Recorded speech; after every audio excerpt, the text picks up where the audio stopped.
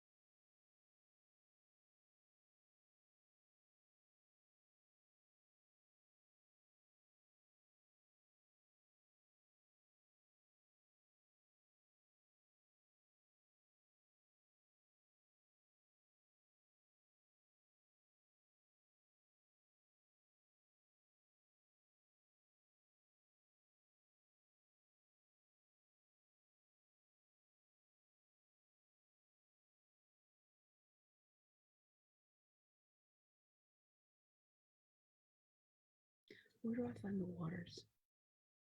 Let me meet you.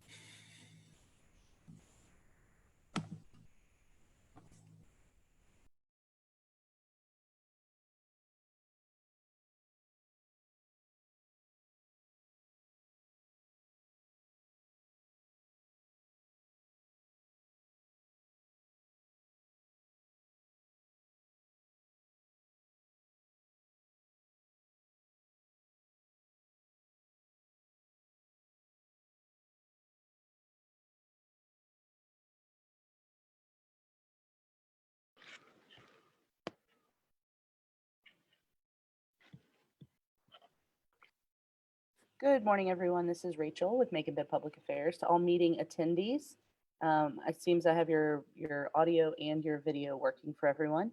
I'm leaving your microphones muted as we get set up. We are live on Facebook right now. We'll be starting in a few minutes. We're getting the video loaded up on our website.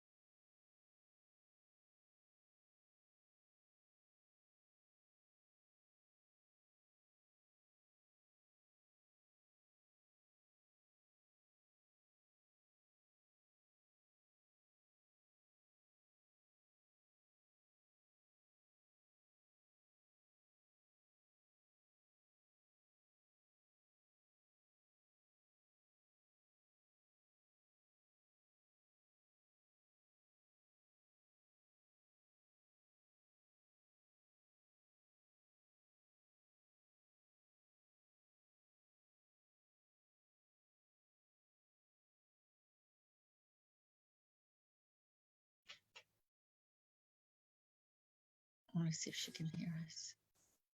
There's Virgil. Hi, Janice. Hey, I'm just making Hey, sure I can hear you. Just so y'all know, that we you are can live hear on me. Facebook right now. You are or not? We are live on Facebook. Okay. And we're live on the website. We're checking it right now. Okay. I'm going to leave y'all muted for just a second while we are. Yeah, Duke and I were just trying to see if you could hear us. Oh, yeah, absolutely. I can hear you. Thank you.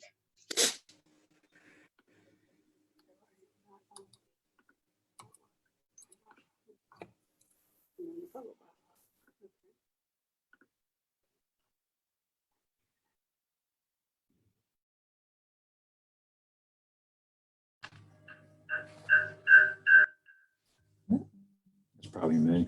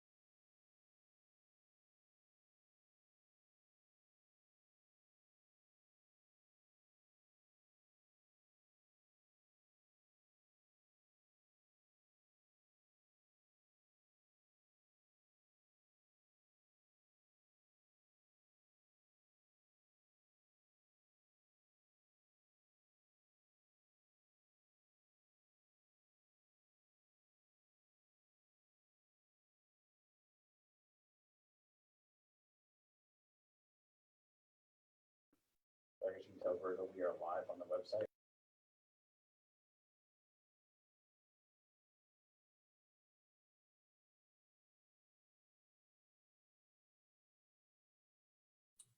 Hello, Duke. Good morning. We are live on Facebook. To all the commissioners in attendance, we do have a quorum and we are live on the website. And so we are ready to start as soon as you guys are. I am unmuting the microphones now.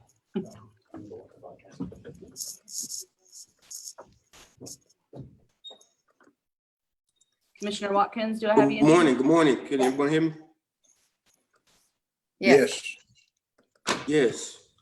Welcome to the Operations and Finance Committee's first budget hearing of the 2021 budget cycle. I want to start with just a roll call to make sure we have a quorum.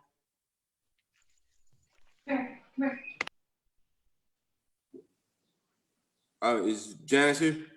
I am. Apologize. Janice is just freezing. It is. Hang on a second. We appear to be having some internet difficulties. Mr. Ross, can Just a moment. I'm going to go check on Ms. Ross and we'll get back to just briefly. Okay. Okay. Off my speaker, my headset. Does that help? Oh yeah, we hear you now. Okay, good. Commissioner Watkins, Yes. Commissioner Lucas, Here. Commissioner Bivens, Commissioner Schlesinger, Here. and Commissioner Shepard. So you have 3 members of your committee, which establishes a quorum. All right. Thank you very much. So I've sent everyone an agenda. It's a little bit different than what we've come accustomed to. Hopefully it provides us with more flexibility. My goal is to kind of have a running agenda that you receive, so it covers multiple days initially, or at least that's the intent.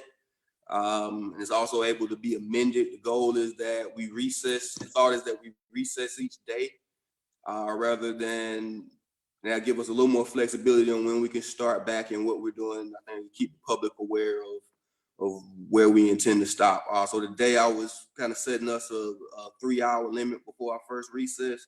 whether or not we come back after lunch or Friday or the next day. It provides us with that flexibility. And I hope that helps. If it gets weird though, we can set some hard dates and hard times.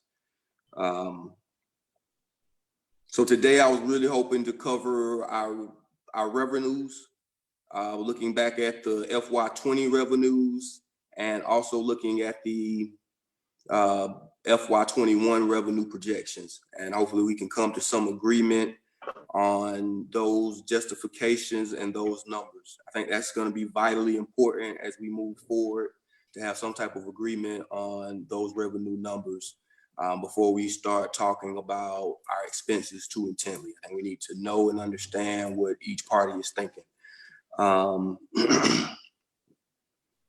So with that, I wanted to move on and allow the mayor and other commissioners, if you had any opening remarks, to make them. And after that, we'll then move into a review of our FY20 revenues. Mr. Mayor, I open the floor to you.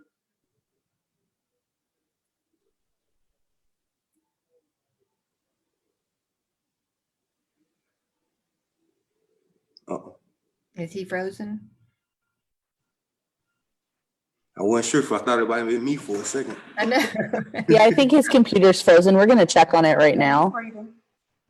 Oh, there he is. Mr. Mayor? Yes. Thank you, Mr. Chairman. I appreciate very much the opportunity to just make one or two opening remarks here. The first remark I would make is thank you. I appreciate your diligence. I appreciate your perspective and your concern. Number two, obviously this year,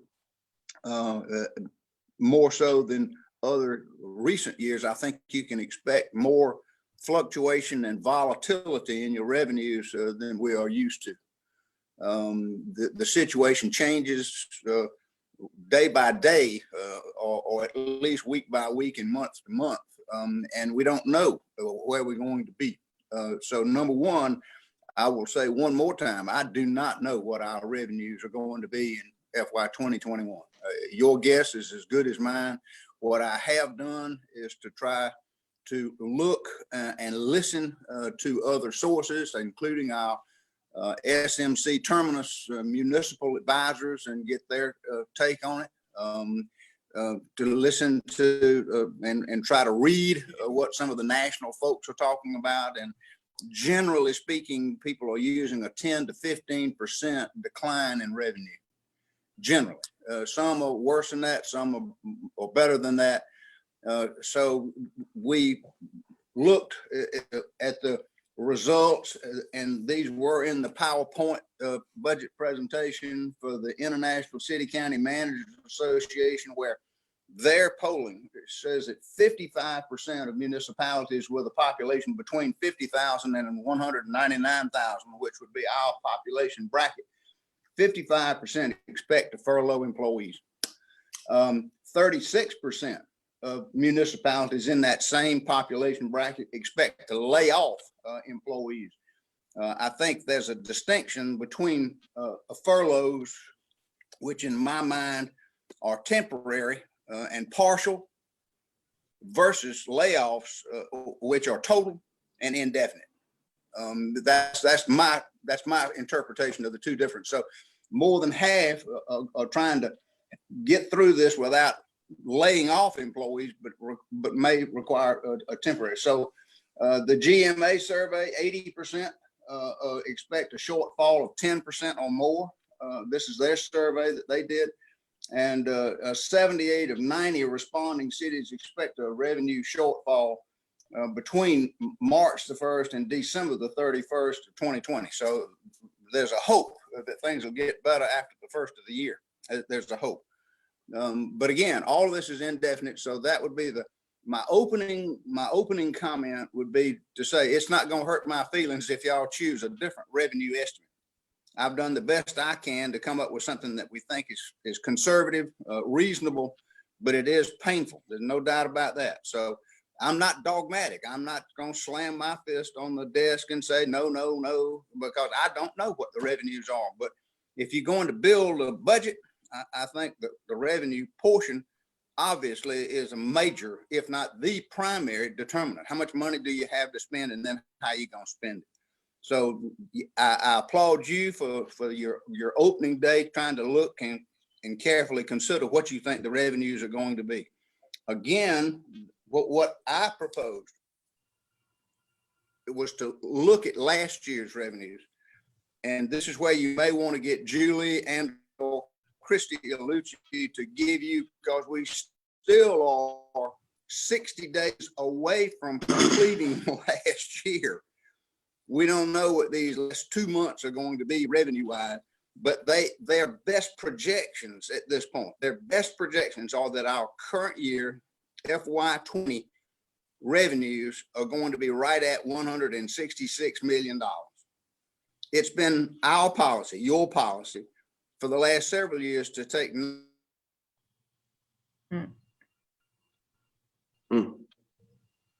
lost you, Mr. Mayor.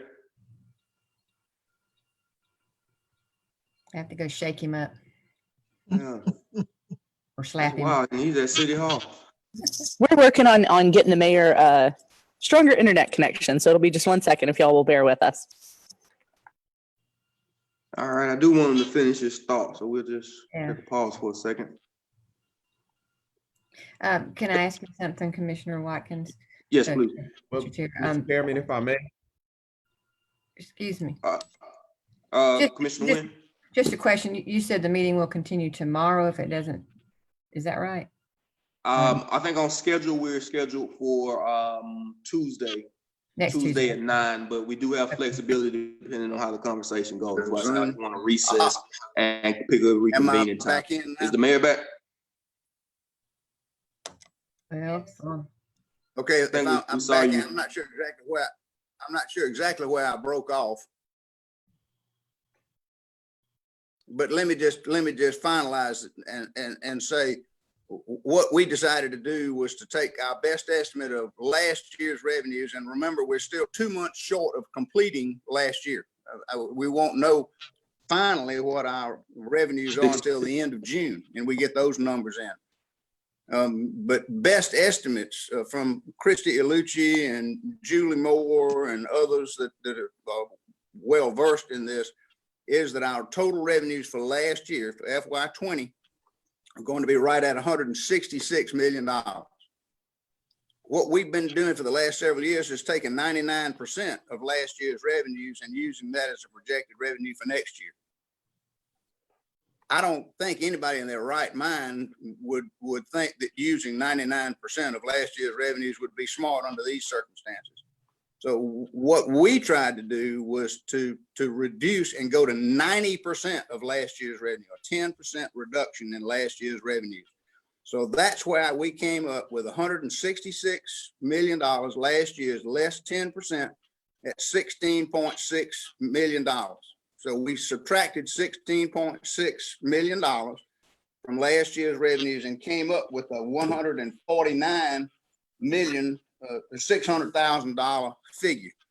That's what we used as a projection of what our revenues are, and that's what makes it so difficult. That 10% is when you take that down to 149. There's no way to get to 149, and that's why we proposed using some of our fund balance to come up with a final budget number of 159.6. Some people may disagree and say you ought not budget fund balance, but if ever there were a time and a circumstance when we think this is going to be, we think and hope and pray it's going to be a temporary dip, but a severe one, to use some of your fund balance. And we chose the figure of $10 million to bring us back up to a working budget and to use of 159.6 million. So with that, sir, thank you for letting me say a word or two, and I look forward to working with you to finalize the budget and get it passed before June the 30th. Thank you. Thank you, Mr. Mayor. And I see several commissioners have their hands, and I'll get to you in a moment. And just look at the gallery view. And after speaking with a lot of you yesterday, I know that some of us think the mayor's budget projection is too high. Some of us thinks it's low. And some of us have an open mind. So I would ask for you to keep an open mind and let's discuss it. I know Mr. Moffitt, Dr. Moffitt was trying to speak earlier, so I'll defer to him and then Commissioner Wynn. Thank you. Yes, sir. Just a point of clarity. You mentioned Tuesday, it's starting at 9 o'clock. Tuesday is normal committee day. So I would anticipate that your committee would be the last one because we do have several items for other committees. So just a point of clarity on next Tuesday. Okay, so we at 15 minutes before we end, we're gonna have to spend a little time talking about when we want to convene again. Okay. Commissioner Wynn. Yes, thank you, Mr. Chair. First, I want to say to the mayor, I appreciate the work that's been done and whoever's worked on it, Julie and Christy, that you've done a lot of work on this. And I know it's been tough. Yeah, I have a little heartburn with some parts of it, but I understand. I'm going to, just like the chair said, keep an open mind here. There's, you sometimes you look at it and say, it's not cut enough. It really creates some heartburn to use some of our reserve fund. But you know what? I realize that that's what a reserve fund is for, an emergency. We're in a very unusual time. This is an emergency, but it still causes me heartburn because we worked so hard to get that reserve fund back up, but it's there for emergencies. I think we can still do a little belt tightening as we go forward and look at this budget. We just got to find where to do that. And I hope people, when we do this and we do the belt tightening, and our city employees understand where we're coming from. It's better to get a few furlough days than to lose your job. And we're trying to avoid anybody from the city of Macon losing their job. And I think that's what we want to continue to focus on. But we want to cover the expenses that are necessary for the running of this city and keep that in mind as we go forward looking at this budget. But again, I appreciate what's been done so far, and it's been tough, I know, but we'll go forward and we'll make it.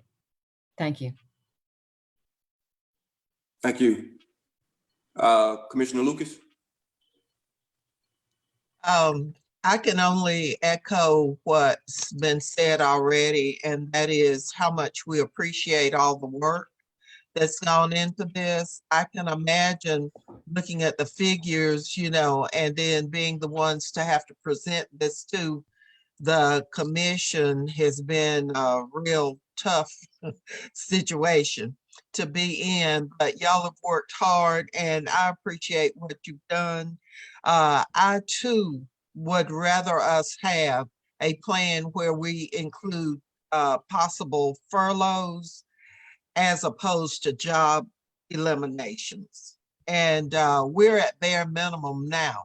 I think as far as the employees that we have, and I would hate for us to have a situation where service is impacted negatively any more than it already is. And I am hopeful that mid-year we're going to rebound and we're going to be able to adjust what we're going to do with this budget.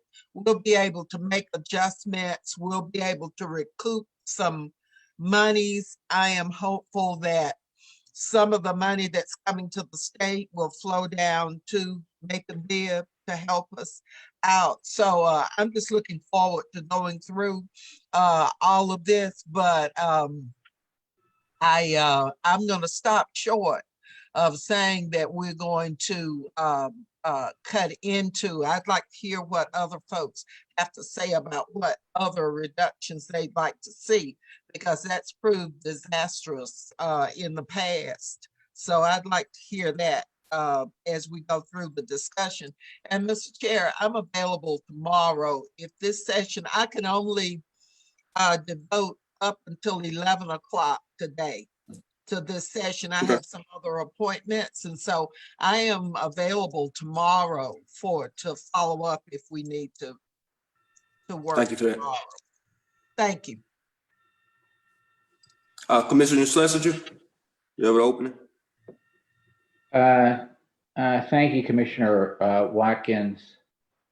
I understand that this is very, very difficult to really conceive because, as the mayor says, we really don't know what the final figures are going to be. So, the budget is a guesstimate, at best. My sense is that, it was projected that we would end up with a revenue of 149.6 million. And that's a 10% decrease from the past year. My sense is that we have to hope for the best, and maybe that's hope for the best, but prepare for the worst. And we're talking about, anywhere between a 10% and a 15% decrease. And it may actually turn out to be more than that. We just don't know. But if we're going to prepare for the worst, I think we ought to be looking at a 15% decrease. I think it's much better to prepare for the worst, shall we say, and if it's actually turns out to be better than that, well, then it's a surprise to all of us, and we can heave a sigh of relief.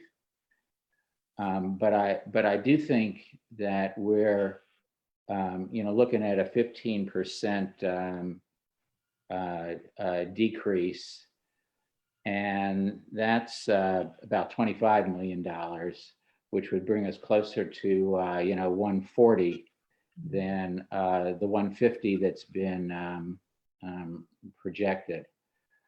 I am also really uncomfortable with going into the fund balance and taking $10 million from there, basically to balance the budget. I think if that's the case, then what we're really being asked to do is to approve a deficit budget, a $10 million deficit budget, and we're going to make that up by dipping into the reserve. We all see what happened up in Midland County in Michigan. All of a sudden they've got a crisis upon a crisis. And what I would hate to do is, we don't know whether there's going to be a second, shutdown. A hurricane, a tornado, flood could, heap even more difficulty upon us than what we're already facing. And if we had to go into the fund balance even further, it would absolutely decimate it. So those are the two things that really give me heartburn. One is that I think we're overestimating our revenue, and two, we're really going to need the fund balance for a rainy day. And I'm not sure that this is the rainiest day that we're going to get. I think we have to really just sort of live within our means and preserve as much of that rainy day fund as possible moving forward. So thank you, Mr. Chair, and I'll yield at this point. An apology, sir. I'm still learning. I began sharing the screen, showing my greenness to Zoom. just then. But those are this is the agenda that you see on the screen for the day. I just want to take a minute and just go over it in a little bit of detail. First, I want to go over our revenues with the review of the FY20 revenue budget projections. And I've got a couple. Christy has provided what we call a revenue loss report that I want us to see that details that. And I also want us to review our state consumption report. Next, I want to review our fund balance. get an understanding of, we talked about what the pre-COVID projections were, but I want to talk about it, what we expect to see now that we know COVID is a thing.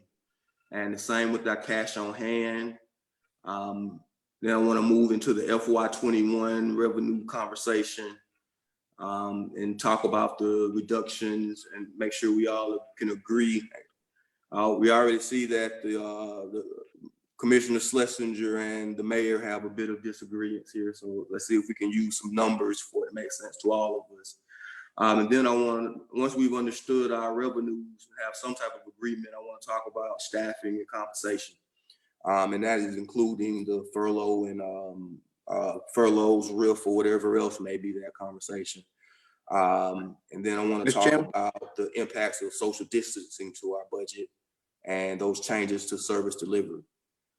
And Mr. Chairman, yes. I wondered if you let me make one more comment. Yes. Thank you. And like I say, this is certainly open for discussion, and I'm not saying, you know, my figures are right. I'm not saying that.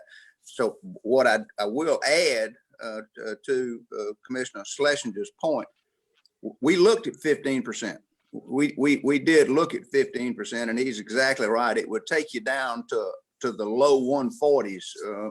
You know, from your this year's projections, you drop down to about 142 million. The last time we even contemplated a $142 million budget was a couple of years ago, and we had to eliminate recreation, transit, libraries, all these outside agencies, etc. And everybody decided that was unacceptable. That was the year we added another tax increase in order to make the ends meet. So that was the second consecutive tax increase that we had for ad valorem tax. I don't think that's an option this year. I don't think we can ask for a tax increase. I certainly don't want to. I would be adamantly opposed to a tax increase. And while, yes, I agree, we got to live within our means, I think that a more reasonable estimate of revenues is the 10% reduction. And that leaves us with a projected fund balance of 17.8 million. It would erode what we think that the fund balance is going to be when we close out this year at about 27 million. And it would take it down to 17 million, which is still about 35 days of fund balance, operational days of fund balance. And while everybody wants to get to 45, which is what our goal is, and even to 60 days to really shine, to have 35 days, if you even contemplating using these 10, that would still leave you with a projected 35-day fund balance. And Mr. Chair, Yes. let me just add that you know, I am not advocating for you know, cutting the outside you know, agencies, closing libraries, closing mass transit, and I certainly wasn't doing that you know, 2 years ago. What I am really looking at is the need for us to live within our means, and a balanced budget is what I think is primary for us moving forward, no matter what the circumstances may be. All right. Thank you, sir. And I'll delay talking about the rest of the agenda in any real detail unless anyone has any questions or things they would like to add. I don't suspect we'll get much further than the revenue conversation today. But as I can see, there is some passion about that. I do want us to be able to review some numbers. So does anyone have any adjustments that they see already to our agenda before we get started there, though? There being none, I am going to. Would you put your agenda back up, please? Yes. I have it on my computer, but Let's see if this. see if you can do that. Virgil, this is Rachel here. If you have any issues with it, just let me know and I'll walk you through it. All right. But it looks like you got it. Yeah. Got a lot. Yeah, that's a lot. But this is our agenda. think I learned a little something there. Is that too small to see? Absolutely too small, even with my glasses. I'm gonna have to use my magnifying glass to keep it there. Getting bigger. A little bit Yeah. more. One more. It's coming. That's good. Yeah. That good? That works. That's great. Thank you. All right. You're getting pretty good at that. By the end, we'll probably all be masters. Right when we're able to go back outside, we'll all have masters. So. But yeah, here you go. And honestly, from what I see on screen, I doubt we would get to 3 today. So I think we'll probably be talking about items 1 and 2 for the bulk of our time here today. So looking at that, does anybody see anything they need to add or delete or need considered? If not, we'll jump into it and I'll switch to the PowerPoint. That's fine.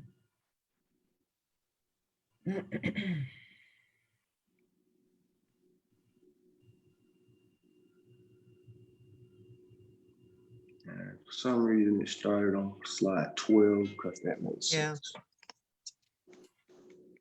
All right. So, and I want to go.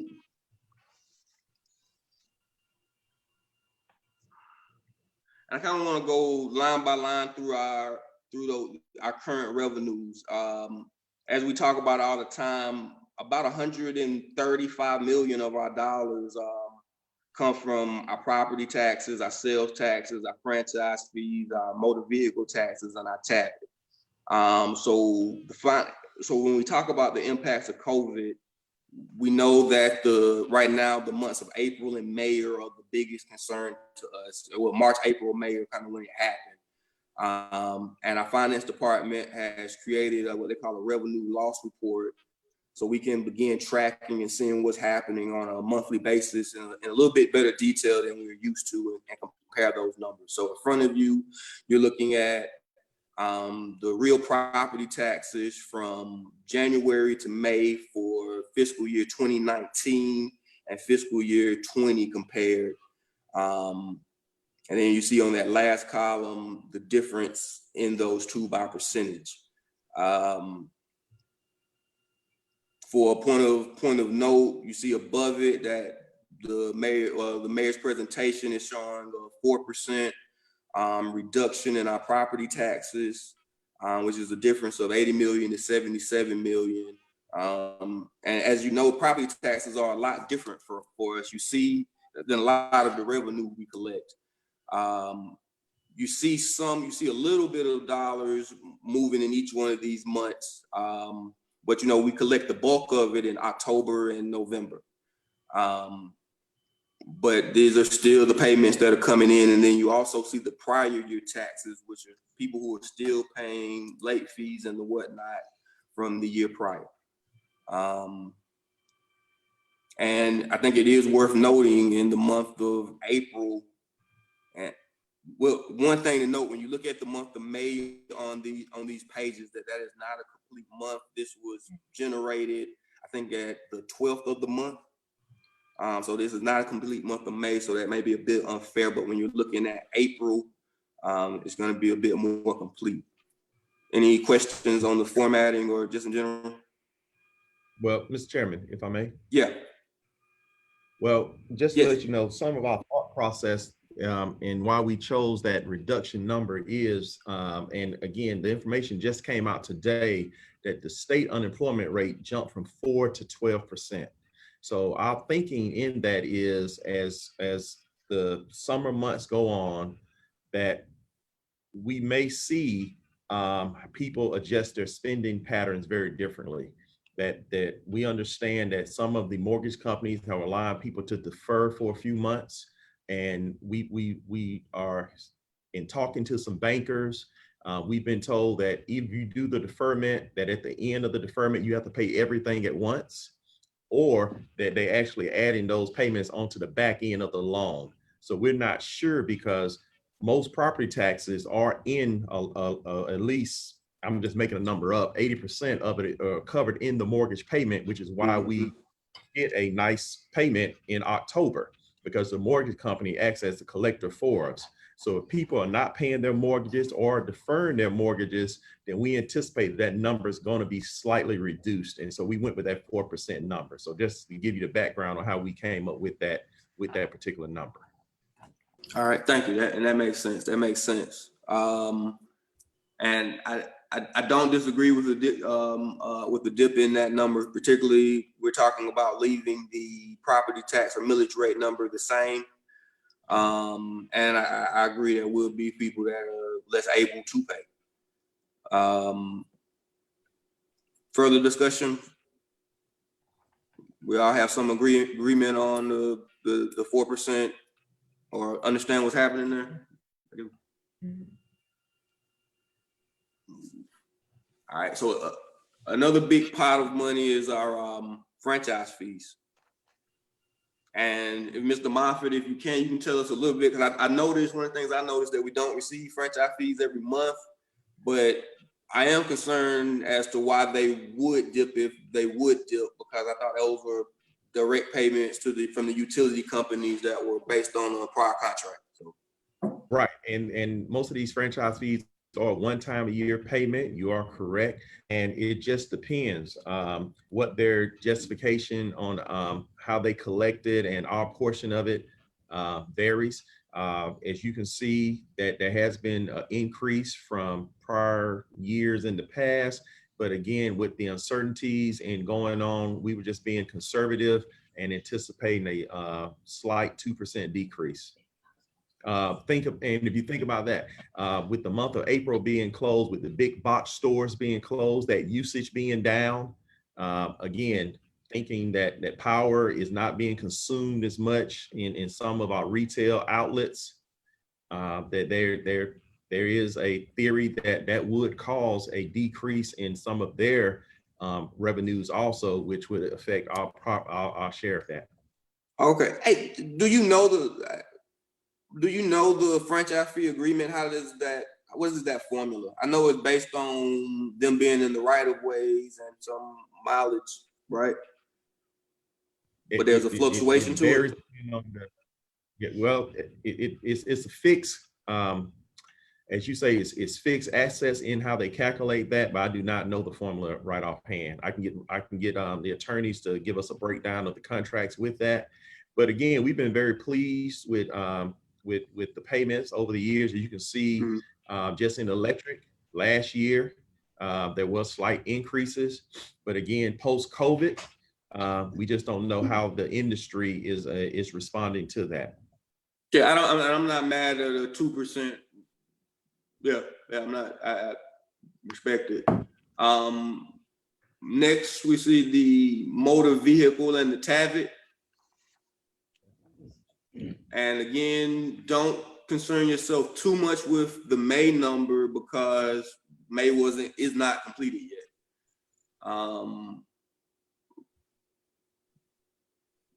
When I look at it, I'm actually more concerned about February and March, which I don't know, maybe these numbers, and y'all know a little bit more about the history over there. I guess these numbers have varied widely over the years. Well, they changed the formula 2 years ago for TAVIT. Started this January to the formula 7 to 6.6. Right, it started this January from 7 to 6.6 on the collection formula. But again, this is on sales. Our consumers go out and buy vehicles, especially with unemployment rate higher, just the unknown. So we're anticipating a serious decline in the motor vehicle tax. Okay. And next is the biggie, sales tax. And I've got if you guys haven't seen the consumption report yet, we'll end up talking about this a little bit more in depth, but just in general, here we are. Sales tax makes up 32% of our revenue. 32 million of our revenue pre-COVID. This year is projected at 21.4. And that's a 33% decline. All right, and looking at our month to month so far, I think one of the important things to note is that this number lags a month. So the January peak really happened in December, which makes sense, right? Correct. But yeah, so April, which is March, we saw a 9% reduction, and that's that 282,000 that the mayor's speaking of. Correct. And we're still waiting on the May numbers, which will be the April, which was the first month of a full 30 days. We were shut down for that entire month. Correct. And I'm not, do they come out June 1st or a little later than that? It'd be probably the estimated date is around the 28th. Oh, the 28th of this month. Correct. Okay. All right. And like I say, with a little patience, we will have a firm number. We can all guess if we want to, but with a little patience, we will have a firm number there. But correct. And so just, and again, just backing up. So we just used and we tried to think of this as the year. So again, this is the long number, thinking of if there is a resurgence in the fall, how's it going to affect our fall numbers? How's it going to affect us around the holidays? Again, this is a guesstimate based on what we've seen other industries saying. I believe we have an article where one industry is saying 37%, but I will tell you we have an article where one industry is saying 15%. So based on what we saw around the state, we went with a very, not a doom and gloom number, but a very conservative number of 33%. Based on what we saw from April. Is that the highest, most conservative in the state? You see anybody above 33% there? I don't think anybody else released theirs, but in municipalities, I've been checking with my counterparts around the state, and you know, every community has a different mix. Some have more retail stores, some have more food stores and things like, restaurants and things like that. So we were going with, I believe in talking to two economists, I believe David Corbin was one of them, our financial advisor, and then speaking with Dr. Greg George at Middle Georgia State here locally, in thinking that a number between 30 and 35% was a good guesstimate. And again, now, hold on, just for a second, because I talked to Mr. Corbin yesterday, and I was not going to just throw his name out there like that. But since you are, that was the first thing he told me, that he thought that he was blown away by the 33%. He thought it was much too high. All right, so for the sales tax, let's not do that. All right, and I don't want to. I want us to be able to look at the numbers and. Because remember now, the overall number is about 10%. And if you go in and start doing the categories, that's where we get into 2% here, 33% here. But we agree, we settled with the overall number of about 10 to 11%, which is what we presented. I lost you a little bit there, but average. Okay. Yeah, so the average total is about 10 to 11%. So 16.6 million, but each category is a little different. And this sales tax, you're right, is one of the major categories. And so we went with what we thought was a year estimate of where we would be. I wonder what the state is going to use. Yeah. That's going to be interesting. Yeah. Yes, sir. Mr. Chairman? I hear you. Let me just chime in and say that there are two or three things that I considered in this. Number one, we all kind of tout the fact that we're the hub city and that people come in and buy stuff here and then go back out into surrounding counties. So I think we are sort of a retail hub, And if people don't come in and buy stuff, I think we may suffer a disproportionate reduction in sales tax than other smaller communities that don't have, as high a number. That's one item. Number two is, remember that if you go out and eat in a restaurant, you pay sales tax on the food that you eat. If you do not go to the restaurant because they've been closed or because you're scared, and even though they're open, you don't want to go, or this, that, or the other, and you eat at home, if you go to the grocery store and buy your food, there is no sales tax on groceries. So we took that into effect, that if people are not eating out, they're eating at home, and they're not paying sales tax on the groceries they buy for the food that they prepare at home to eat. I think all of that kind of comes in together. But again, this is just a guess, and it's not going to hurt my feelings if y'all choose a bigger or a smaller number. We just got to find a way to make the ends meet. Yes, sir. And I moved on to. What were you thinking, Mr. Chair? If not 33%, what were you thinking?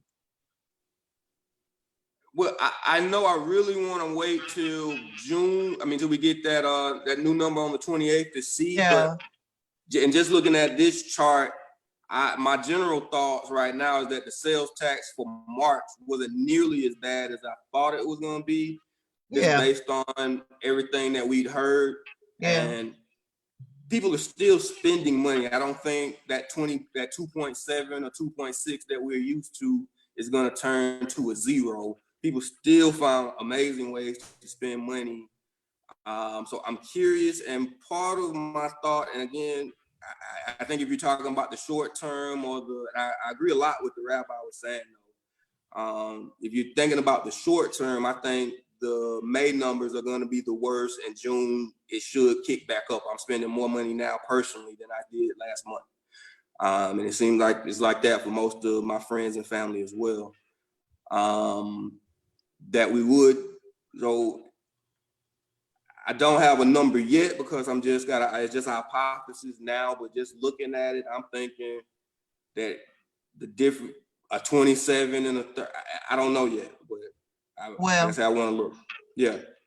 I'm okay with having it at 33 because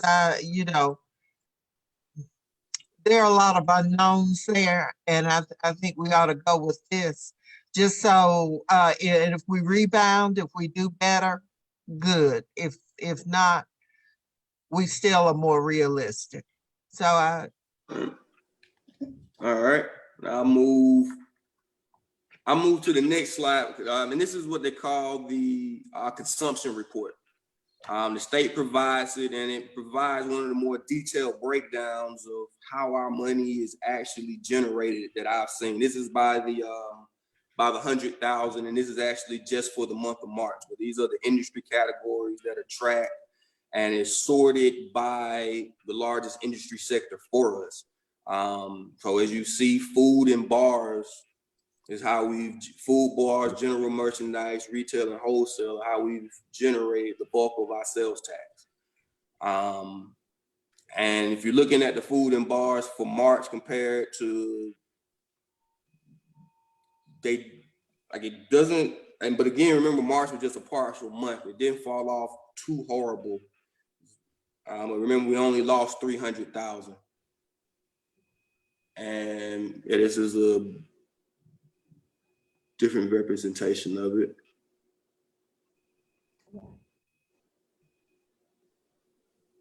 Hey, what's wrong? And then those bottom industry. This is available if anybody wants to see it. Or I think I emailed everybody the spreadsheets with that. We got it. We got it. All right, great. So any more questions on those revenue projections before we can talk about the fund balance? There being none, I was going to actually turn over the key for Julie to answer these questions for me. I'm curious about the fund balance and as well as our cash reserve. I know at the budget presentation, we mentioned that pre-COVID, I believe this chart said that we were seeing a $27.8 million expectation of fund balance. where that is now, or I heard somewhat of a projection that you said that we were going to be at 166 in revenues. So how does that track as it relates to that 27.8? Is my question. But before you answer that, could we just take a moment to appreciate that V shape? Like if we were stocks or bonds or actual company, that is amazing growth in a 1 year, 2 year period. All right. You know, we're back to having a 30-day plus working capital to work with, partially, and this is an emergency, and I'll give the mayor total credit on that when we talk about the fund balance. This is a global pandemic, first time we've ever said that and everything. So there isn't a reason to go to fund balance. This, I think, is totally justifiable. So I'm not really hurt about that part of it. I wish we didn't, but come on. And we built the reserve balance because of our work. So it makes this conversation a whole lot easier that we've done the work to have this type of dollars to talk about. But yeah, I'll turn it over from the administration for a little bit more detail. And you're absolutely correct. When I got here in FY18, y'all already started the framework with how you budgeted with the 99%. And then you hired a great county manager who really came in and helped with holding expenses down. And so yeah. So with that being said, we were able to add $14 million to the fund balance that year. I mean, we talked about it was just a perfect storm. Revenues came in exceedingly higher than what we had budgeted, and we kept expenses down. And we will admit, expenses were kept down due to the vacancy rate. So we do own that. The next piece of that was this year. If you recall, back in February, the finance director told you that we were on track to probably put about 10 million in the fund balance this year. That revenues were coming in, we were still holding the vacancies and a couple of other items, because our main goal was next year to implement the pay scale. And we'll talk about the pay scale at length, I'm sure, at the end of your meetings. So even in February, in that last quarter, majority of the revenues had already come in. The bulk of property taxes had already come in. We were still trending high with sales tax going into January. And so again, we were on track. And even with the anticipated declines in sales tax for half of March, all of April, May, and June, we are still anticipating adding about $8 million to this year's fund balance. That's where that number chart goes from 19 to 27. So that's where that $8 million is attributed. So you're saying still 26. So 27 is that's where you, if we were in Vegas, I could put $100 on 27. Huh? Yes. You broke up. I think the internet's going bad. The internet's going bad. Yeah. Wait a second. Okay. Repeat yourself. Yes, but we anticipate the end of this year to add $8 million to the fund balance, even with the decline in the last quarter of sales tax. But majority of the other revenues have already come in. But we know that starting now, we are seeing declines, which is why we gave you the chart per category of what we anticipate in those declines for the next year. Again, we hope that the rebound happens faster, but we went ahead and gave you the information stretching out over the year, because if the rebound happens in July and August, the V starts going back up, then that's positive news. But again, we're anticipating at the end of June 30th. Yes, ma'am. Go ahead and finish. I'm sorry. No, man, I was just going to reemphasize that again, we were having another great year until the COVID hit. So that's why we're going pre and post COVID projections. Right. So, I just was going to say, Mr. Chair, that there are people who are basing their campaigns on the fact that they're saying they're misinforming people, that we were driving the county into the ground, that there was no progress being made. And that is absolutely not true. And I hope that everybody listening to this gets the gist of what we're saying. that had it not been for the COVID crisis, we would continue in an upward trajectory and the fund balance would continue to increase. And other kinds of things would be leveling off due to the fact that this mayor and commission made some deliberate decisions on healthcare, on retirement, and on employees and several other items that have sent this county in the right direction financially. So I wanted to make that point. And if folks keep on telling lies, all of us need to straighten them out because they're lying on us, trying to make it seem like we're running the county into the ground when there's been appreciable improvement made in our whole financial setup. So I just want to say that for those that are still wanting to lie, I'm going to challenge you. Thank you for that. Thank you for that. Mr. Moffitt, so just so I know, so pre-COVID, it was 27, post-COVID.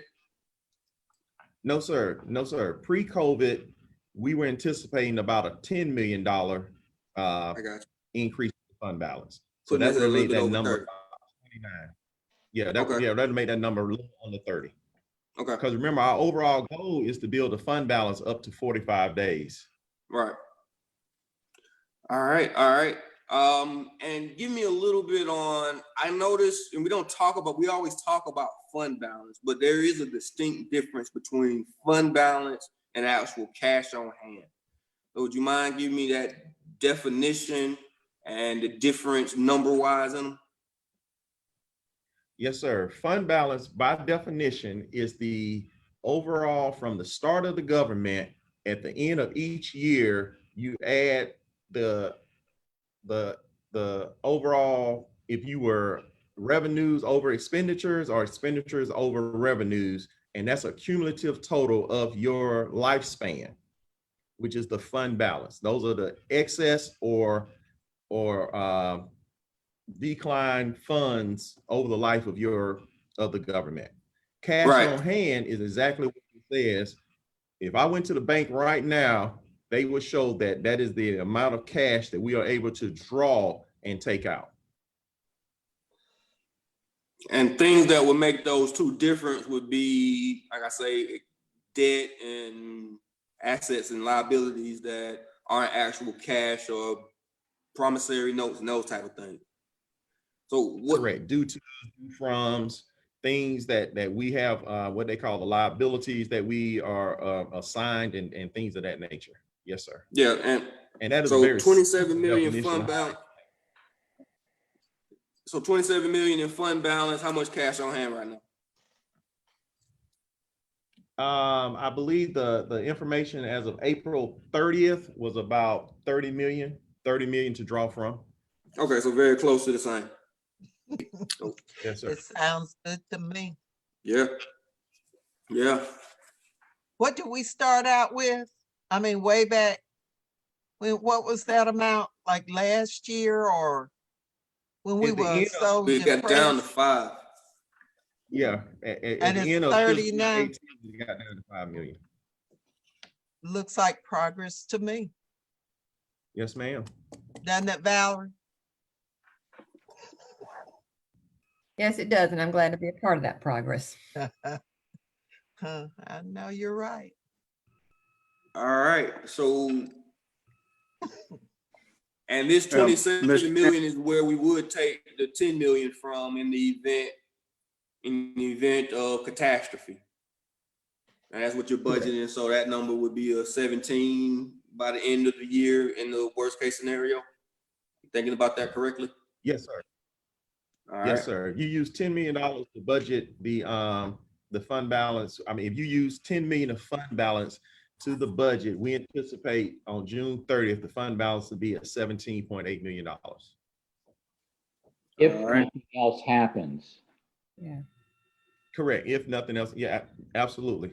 And again, you know, you're starting that V descent again.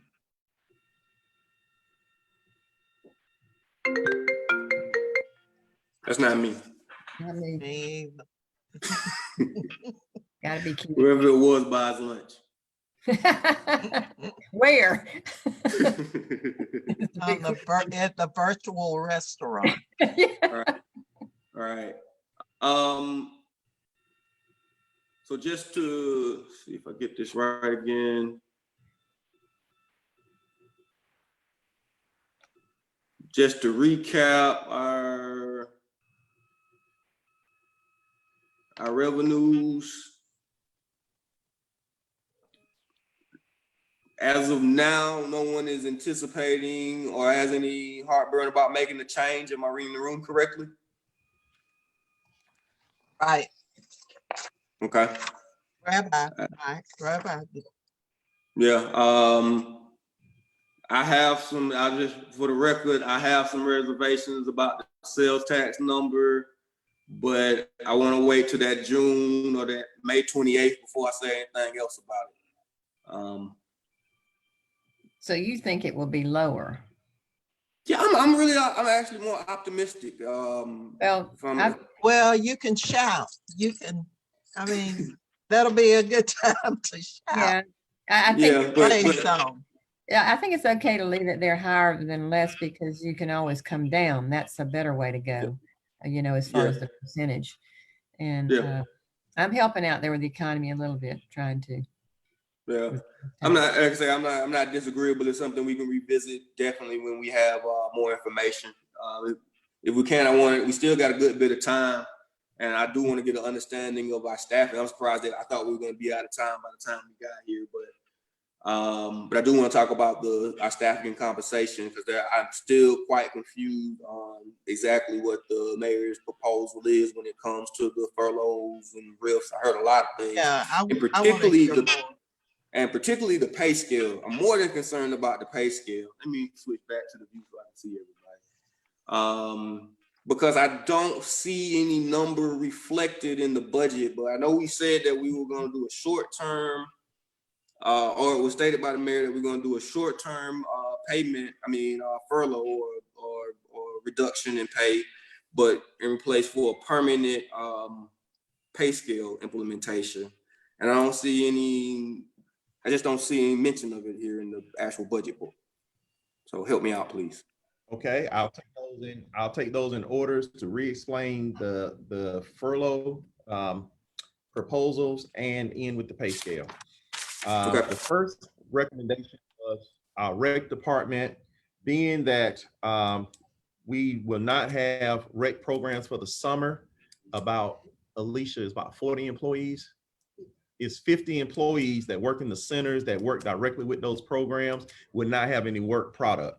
And so in doing does that include like the feeding program, or we will still feed the kids? Like I know right now, yes, we will still do the program. We will still do the feeding program. That is a partnership we have with an organization that gets a grant through their church. And we actually started that feeding program a month early. And so we will continue the feeding program throughout the summer. But Keith, that's not our food. That's a grant from a church. It's not our food or money. That's a grant from a church. Keith, what are the programs you're talking about specifically? The summer camp. Summer camp. And that's what these 50 employees have more to do with. Right. And so we're yes, not. ma'am. All right. Do we have do we have those 50 employees on board? We just not, or we're just going to. They are currently full-time employees that work in our rec centers. And so we're going to furlough them for 4 days every week. Well, the proposal, we're still, again, the devil's always in the details. Yeah. And we were thinking about if we did 4 days a week, that way they would have 1 day that they would come in and do fall planning. And because of that, we could still do the payroll deduction for their health benefits, because they still have to pay their portion for their health benefits. If not, if we do the full furlough 5 days a week, then they would have to somehow bring us a check, or we would have to collect it from them. And we were just trying to figure out what would be easier in collecting their portion for their health benefits. So that was a proposal for the 1 day. But again, the devil's in the details of working that out, because it does have some implications on the 40 hours is on a sliding scale with the unemployment. So if they do the full 40 hours a week, then they get the full unemployment benefit. If they do 32 hours, then of course it's adjusted accordingly. What the extra benefit is, and I hate to call it a benefit, but it actually is that up until July 31st, everybody on unemployment receives an additional $600 a week. Mhm. Whether if you make 1 penny on unemployment, you get an additional $600 a week.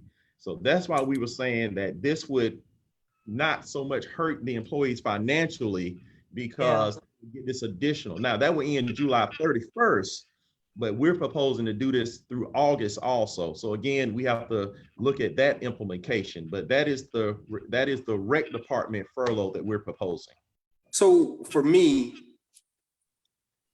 I don't like, just in almost as a moral ethic thing, on putting our employees on unemployment. It seems as though we're then contributing to the overall problem. Like, the state budget has pressure.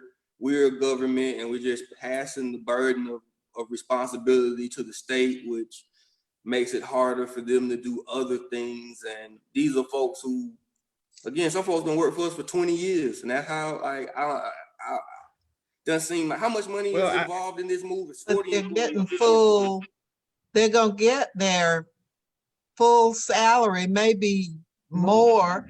Plus, I do believe these folks are probably gonna work somewhere else those other 4 days.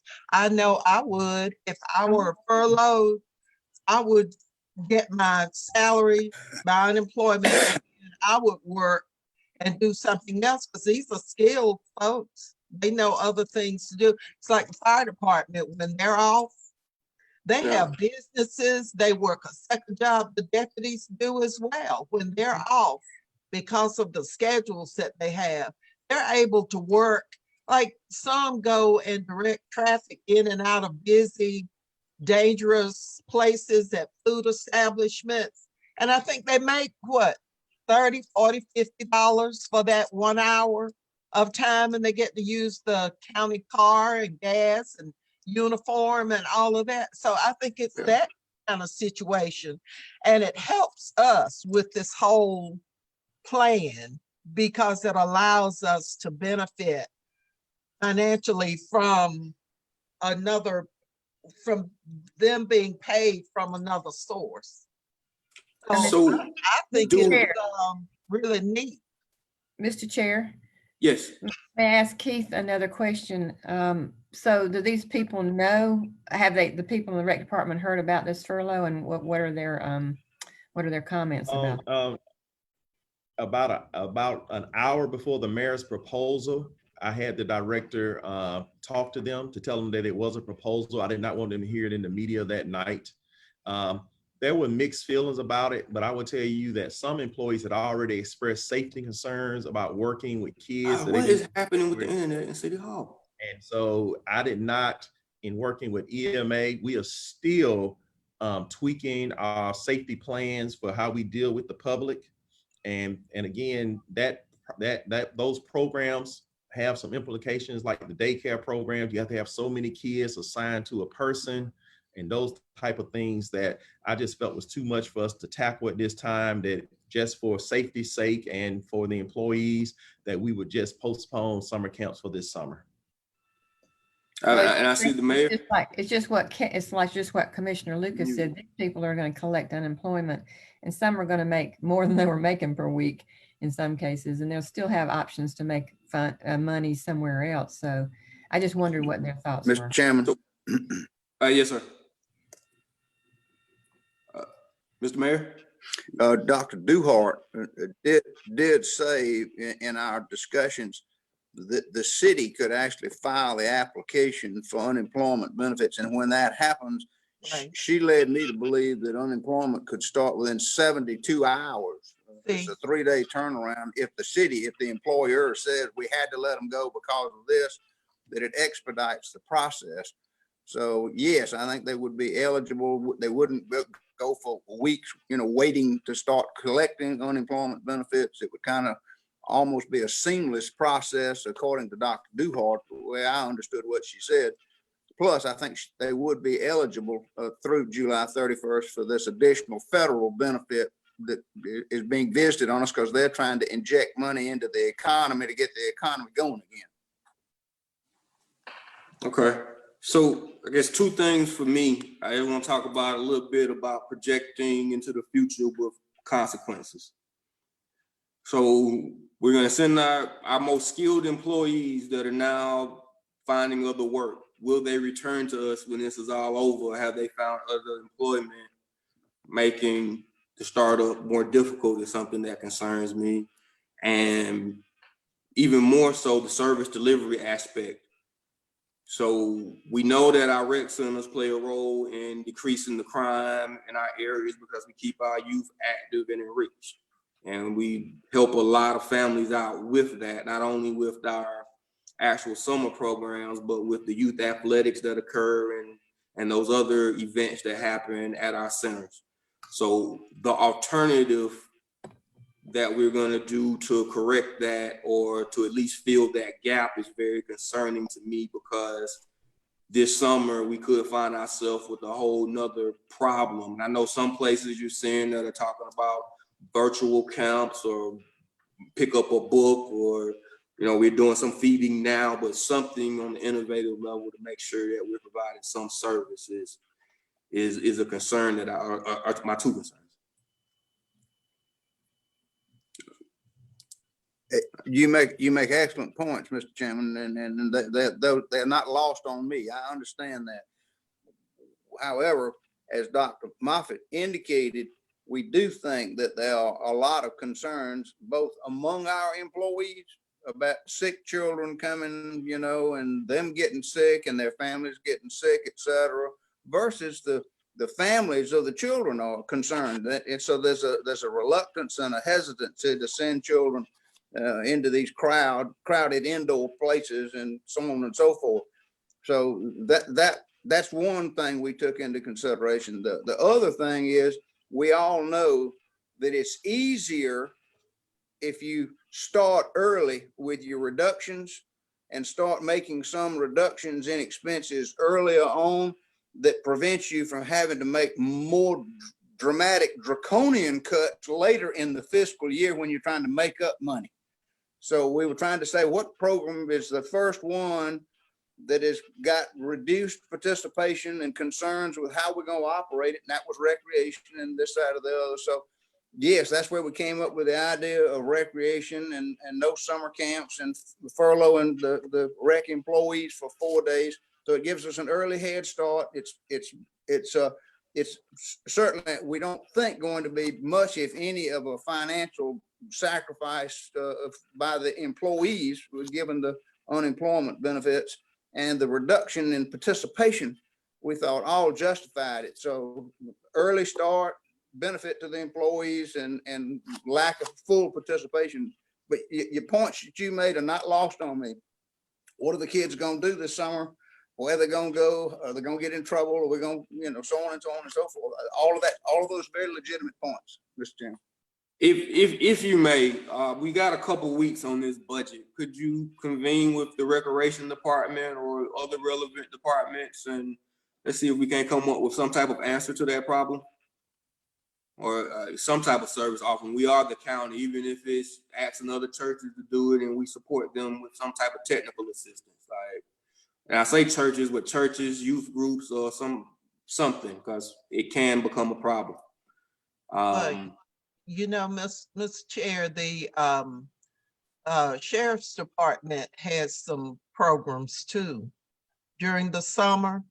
And so maybe they can kind of coordinate. Now, I know the senior citizens, they have virtual exercise programs. They've done an excellent job with the senior programming via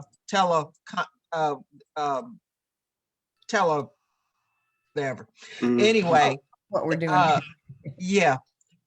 So I think that could serve as a model for the children. And I know the school system has stuff. I think they can all work together to come up with something. But I know what you're talking about. There will be a problem with daycare because a lot of parents have to work.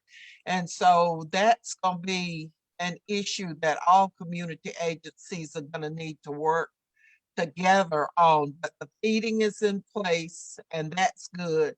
And I think the sheriff's department can assist too, because they've got a whole prevention unit, Right. you know, and so I just think they can come up with something creative that will engage a lot of the time of those children, many of the children. Mr. Chair, Right. may I make Yes. a follow-up comment? Do we still have the Boys and Girls Clubs out there? Or are they still operating? Are they doing programs this summer that we can direct some of these children to? The second thing I wanted to know about is we need to communicate what we're doing here to our citizens and to the employees, because they need to understand why we're using the recreation department and why we're, furloughing those employees over somebody else. It just makes sense what we're talking about because of the fact that people don't want to let their children go to a crowded, facility and play close by with other children. But we need to communicate that so our citizens know that and our employees know that. But back to the Boys and Girls Clubs and the churches and the sheriff's department, there's some other programs there. We just need to try to direct our children to those other programs that are still available to them right now. They can do like I did when I was growing up, play in the neighborhood and Play in the street. play in the street, play softball in the vacant lot. All right. So that is and we call that a reduction in force. That's still categorized as a furlough because they. Well, just I believe that legal is drawn up a modification to the policy for commissioners to approve, because you're right, because our current reduction in force policy includes all that, layoffs, furloughs, and the reduction in force. So we need to better define that policy, and legal is drawing it up, and we're presenting that to y'all on next week for your review and approval to have a more defined policy on the definition of the furlough, the definition of reduction in force, and the definition of You want to chime in, sir? Yes, sir, Mr. Chairman, that's correct. We'll have a little bit of a modified, what's called a RIF document, or RIF ordinance, reduction in force. But the furloughs we're contemplating, or the county's talking about now, would be covered under that ordinance as it presently exists, but we can tweak it to make it more specific so that you can have a better way to control what you're doing, whether it be a furlough or anything else. So we'll be bringing that next week. Okay. I think you and Janice are in the same room. Right. So that was the rec department furlough. To go to the next category, you asked about the proposal included for all employees, and I use the term, I believe the official term is non-sworn. So not to include the frontline employees in public safety, which are sheriff deputies, firefighters, EMA, and E911 operators.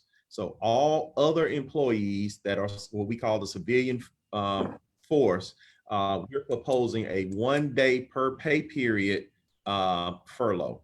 And what that would entail is, again, the devil's in the details, is in working with the departments to determine when would be best for those employees to take those 8 hours during that pay period. So remind me one time, before you get too far, I got a little, the recreation proposal, the 4 days, recreation 4 days for 50 people, that is worth how much? We're anticipating about 600,000. That ain't no money. Well, I mean, but okay, how much? And that's 4 days for 50 people? Yes, but again, the devil's in the details. We may make the proposal for all 5 days, depending on some questions that have to be answered about policies and things like that. How many total days does that end up being? But right now, for the 4 days through from July to August, I assume? yes. So yeah, how many days June, is that total? well, really, we would like to start June 1st. So June, July, August, 12 weeks. So 12 times 4, 48 days. All right. And 60 days would be all 5 days. Okay. And Mr. Chairman, 600. one other point about what Dr. Moffitt just mentioned. June obviously is in this fiscal year. But what that does, right, but what that does is it gives you greater fund balance at the close of this year that you draw on for next year. Does that make sense? In other words, you're cutting off one end of the blanket, you're sewing it onto the other, but you're gonna need it on the other end. So the savings that we have in June will translate to a greater fund balance that we're going to draw on in next fiscal. I understand your logic, but there's still a lot of river left between us. But I understand. So explain to me the 1 day. So the 1 day for all non-public safety. Correct. And that And affects working how with the many departments to employees? figure out. Per year. Tell them to get the exact. Hold on, I get you the, they're giving me. All salaried employees. Yeah, all. I mean, all the hourly employees. Right. All departments under the county manager and the courts. So those remaining employees. So if you subtract out the deputies and the firefighters and E911, that's the number that you get. But again, Man, you'd be for the amazed how department little of heads that formula I to have. determine. Say again? I'll have to wait for you to pull those numbers. I don't have the first part of that formula. So yeah. Okay. Yeah. But continue. I'm sorry, Commissioner Lucas has a question. Yeah, can these furloughs start the second part of the fiscal year? Rather than the first part to see where we are and then, or are you anticipating it starting at the beginning of the fiscal year? The short answer to your question is yes. The part of the answer is we put a number in there for the whole year. Oh. And how many days? So that's 24 days of furlough, I would assume? Correct. Okay. I was just thinking if we kind of waited, we could see, some of the impact and then implement that rather than, we could buy a little time there if we did the second part of the fiscal year rather than upfront. How much is that worth for the full year? 24 days of furlough. 2.8. 2.8. 2.8 million is saved by furloughs? Yes. 600, the other guy started a new page, sorry. And I tend to favor what Commissioner Lucas is saying, but I guess that will result in you needing, if you did that, you would have to do 24 days. Right now, you were saying that you were planning on doing a half day of pay period, if I'm understanding. No, sir. No, sir. I was half a day a week. Half a day a week. Yeah, 1 day of pay period, 1 day in 2 weeks. You could do half a day in a week. All that right, would have, so yeah. The gamble at that point that's ragged. Yeah. Well, we were thinking about minimum. We were thinking about minimum impact. And spread it out over 52 weeks. 24 days over 52 weeks. So I get it. And the impact would be if we went with the half a year implementing in December to generate the same amount of money, you would have to do a full day every week to generate the same number of days. Right? We're on the same page? Yeah. Yes, 2 days of pay period. You're absolutely correct. And again, I guess that might be better. Part of that thinking is we just don't know what the overall effect is going to be. And part of it, we started in July, then we could look at July and August numbers and stop it if the numbers were going back up at the beginning of the next fiscal year. So that's part of that philosophy, is that we gave you in the proposal the number for the whole year. That way you would have that flexibility based on, I believe you called it the curve, Mr. Chairman, based on when the curve would start trending back up. Okay. I thought I saw a hand, but maybe no. If not,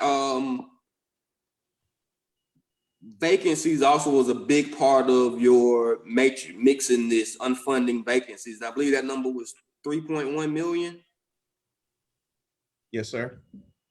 Tell me how many employees, and I'm gonna need a more detailed spreadsheet on that, but how many employees and where they're from and that type of thing. I think that roughly translated to 66 positions that were funded in this year's budget that would not be funded in next year's budget, and we kept 73 vacancies in there. Most of those are in public safety. say that one more time so I can update this sheet. You said current number of vacant positions is what?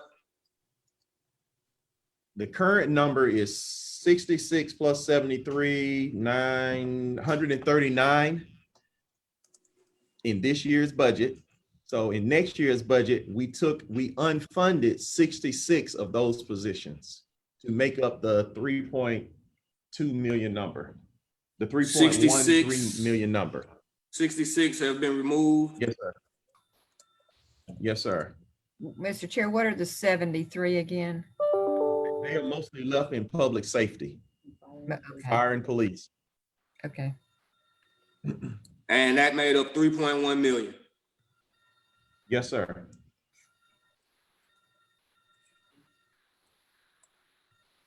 And still remaining that are funded is how many? So 73 of the fire and police that are remaining? 73 total. There are a couple that we know are talking to the department heads that are really justifying. So we're looking at that. If you remember, we have a hiring freeze. So, but out of that 73, 59 of those are public safety. Out of that 73, 59 are public safety? Yes, sir. All right. All right. That makes sense to me. That makes sense to everybody else?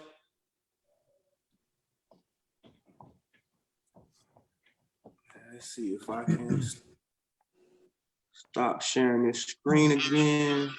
The furloughs, does it matter what the employees would rather have? Half day or a full day?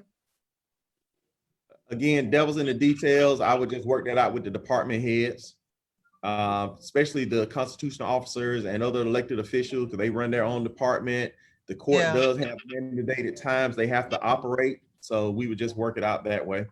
See, it just seems to me that a full day could be better planned than a half day. And your productivity, getting in, getting out, you know, where the 4 hours start and end, all of that, it just seems like it's neater to do, you know, the full day. But for some services, but ones that deal with the public, we still have to be open to deal with the citizens and things like that. Those are things to be worked out. Well, maybe ask them what they prefer. They may prefer the full day in the second half of the fiscal year, you know, rather than a half day all over the place. Yes, ma'am. Me personally, I would gamble with the full day on the half year. Maybe it doesn't even have to happen with me. But yeah, I'd be interested in a little bit more information. I'm definitely open to that. I'd actually prefer it on the back end. Yes. So that's our vacancy. So we talked about the vacancies, we talked about the furloughs, and we talked about the 4-day direct higher. The last was the pay scale. Right. And the last, the pay scale. Dr. Duhart is in communication with the company we hired to do our pay scale. They are crunching the numbers, but they were affected by COVID also. So their schedule had to be adjusted a little bit, but they've already done all the surveys, and she is waiting on a preliminary draft of what the positions and numbers are going to look like, especially with job titles and longevity. So we're expecting that any day now to for the first draft of that, and then we would take that, go back to the departments, make sure they match up with the job descriptions and everything like that. So we are still in progress for that.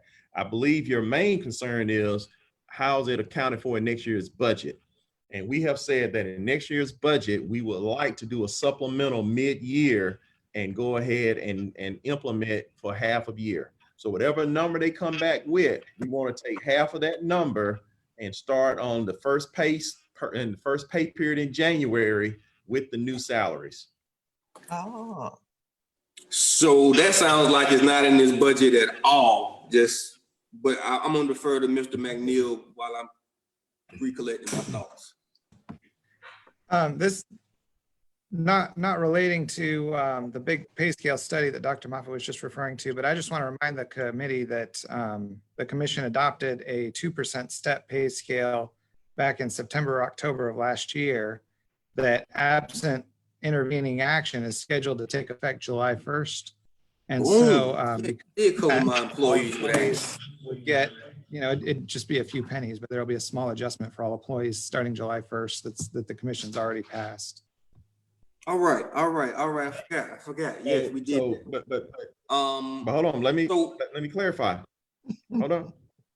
Go ahead. That does not mean that every employee is getting a 2% increase. All that means is that every employee is put on the new pay scale. Right. And you implemented 2% you implemented an extra step in between the 4%. Right. Okay. So that adjustment is accounted for currently in the budget that we were sent. But there's no adjustment. All it is just putting the employees on your new pay scale that has additional steps in there. All right, say what you said again, Mr. McNeil. So HR created a new pay scale that's got 2% increments instead of 4% increments.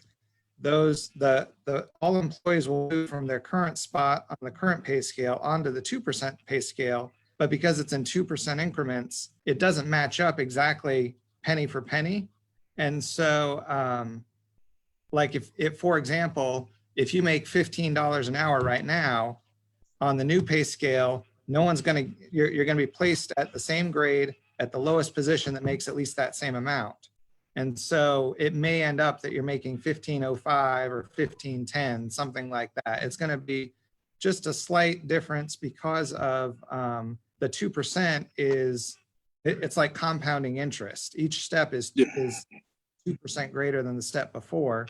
And so because you break it down into smaller increments, it changes the math just slightly. And so there'll be just, for most people, it'll just be a few pennies of an increase, but it'll be just a very small difference. So I understand it to be slight, but however slight it is it accounted for in the budget document that I have in front of The short answer is yes, because you? No, you should see the mayor's face. No, the short answer is yes, because we didn't anticipate nobody having an adjustment because the 4% number is still there. The person's current salary is still there. Only thing we did was just added more steps to the pay scale. So I understand what Michael is saying, but I'm looking around the budget team and everything that if you look at your pay scale, the same number you have is at the 4% is there. All you did was just add a middle number at a 2%.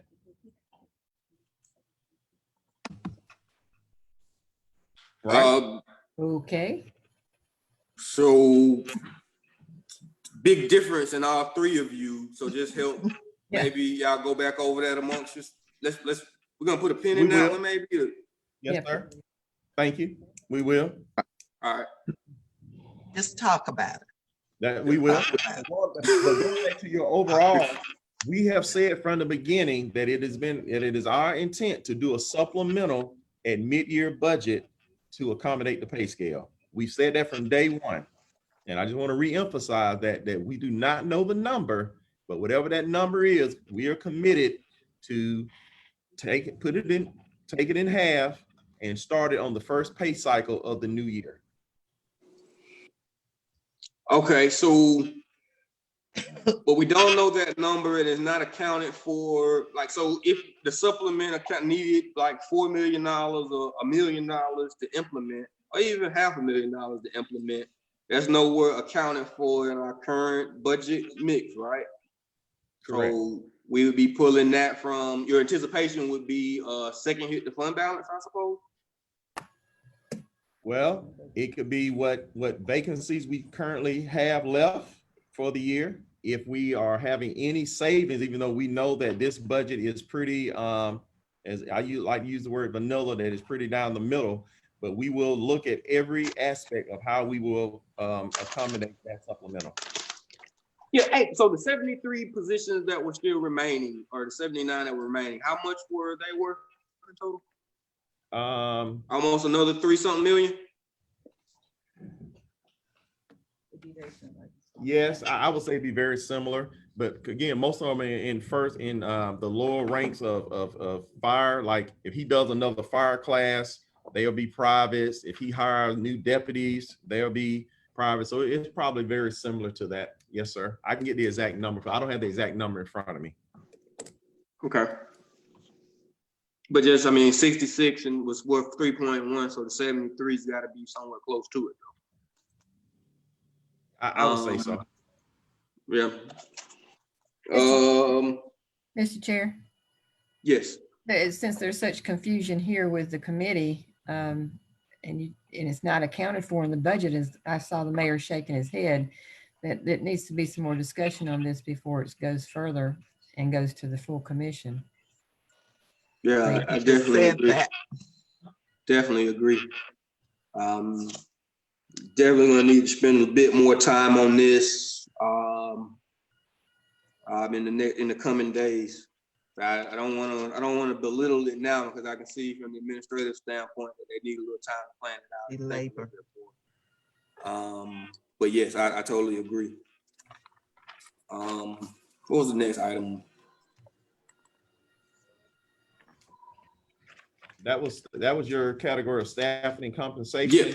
The next thing you had was the vacancy report and furlough proposal, which we did cover. The next one you had was social distance based on departmental and service delivery furloughs. So we got two options.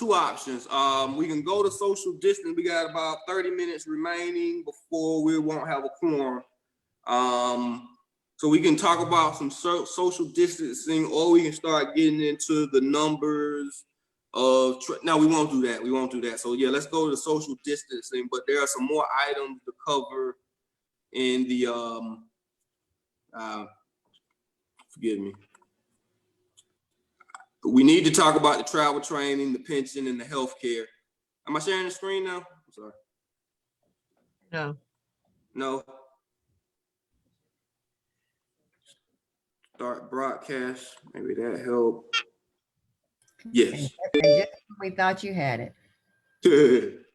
Got it. Yeah, so I want to look at the numbers for our pension and our healthcare, as well as our travel and training, because I have a few concerns, but that's going to require us to get into the numbers and a little bit less theory. So yes, let's move to the social distancing and the departmental furloughs, because we've talked about the recreation, but when we talk about, not because of the money, but because of the concept of social distancing and folks being safe, what should be open and what shouldn't be open. Like I have concerns if the NFL and the NBA are not hosting baseball games, should we be hosting making whoopee games and making bacon games? And what does that look like for the Centralplex if that's what we're doing? And how far do we want to take that? I know we made a decision, on the pools, right? That we're not going to maintain the pools, but I think I heard that we were going to keep the Sandy Beach Water Park open. And like I say, that counter, you're going to have to explain the logic a little bit to me on those, because they run counterintuitive. So yeah. Well, I think the major part of your conversation is what we control versus what we have outsourced the management of.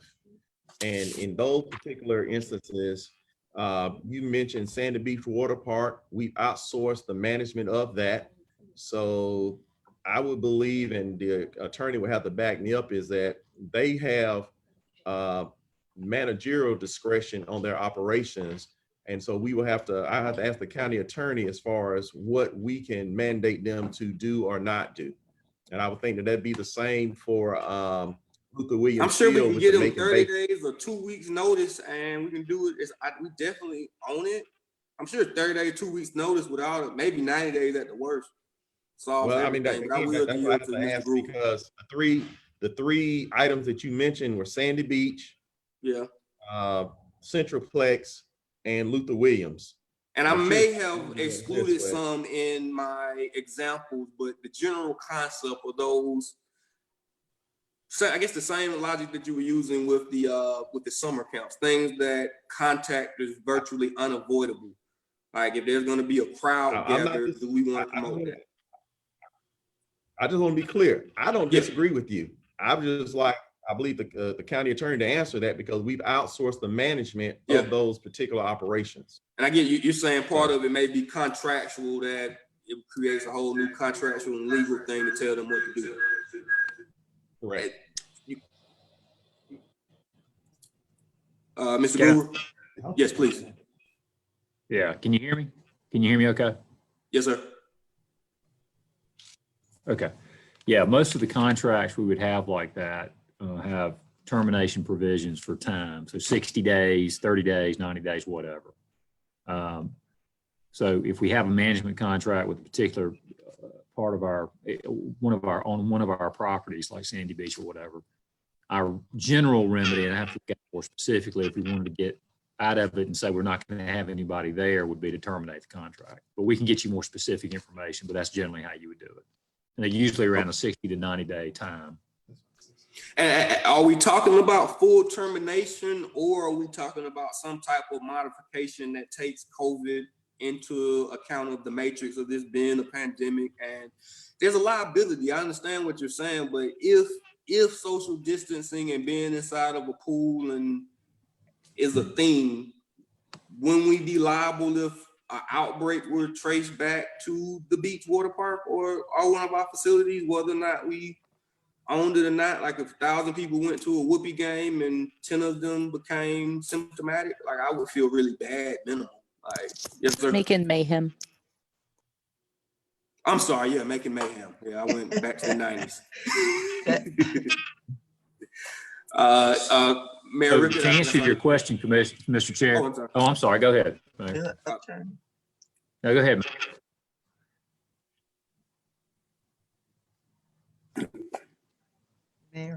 Is that me? Well, I would say that all of this is in a state of flux.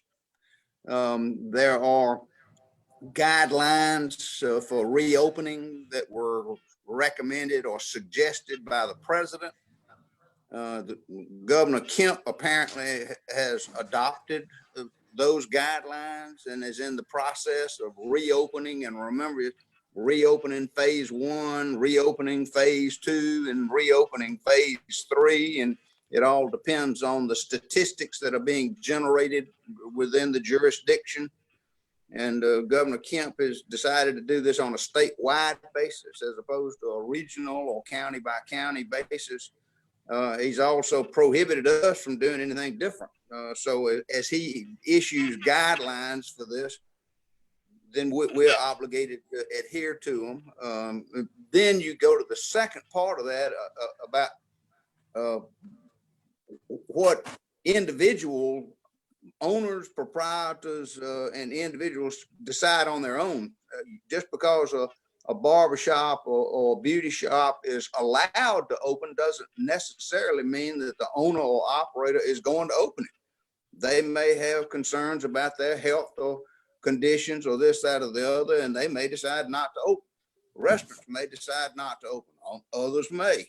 So you're going to have a mix of things. But the question for us is, are we in compliance with these opening guidelines? And what do we do to allow people then to make their own decisions as to whether they want to come play tennis or whether they want to come play golf or whether they don't?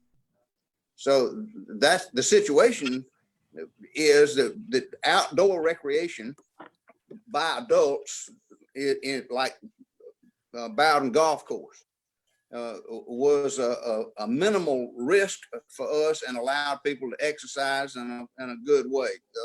Similarly, we've outsourced Lake Tobesofsky and the water park. And their staffing is this, that, or the other. If people don't show up and they lose money, that's not going to come out of our pocket. Because remember, they said that right, they're going to fund the expenses up to something like $268,000 or whatever the figure was. So we're just trying to work best we can with changing in different circumstances. I think it may help with the conversation to maybe, so because we're one of the things that's not helping me much is we're jumping around the facility or the use that we're talking about. So maybe let's pick one and kind of focus on it for a little while. How about the water park? Yeah, let's stay at the water park. What do our thoughts on the actual water park? Let's spend some time there.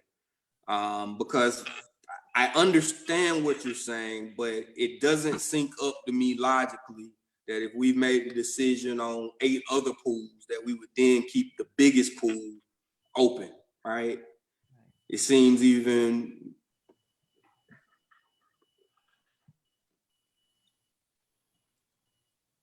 So part of that, Mr.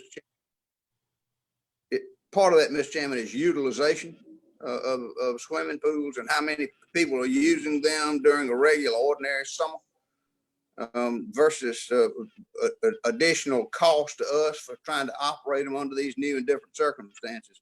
So I'm curious, what is the governor's directive on like Six Flags and the botanical gardens and those type of places? What are they? I would defer to Michael McNeil, who's kind of our resident expert in what I would defer to Michael McNeil, who has looked at the governor's executive order, which is very detailed and even has a specific section on swimming pools, as I recall it. Michael?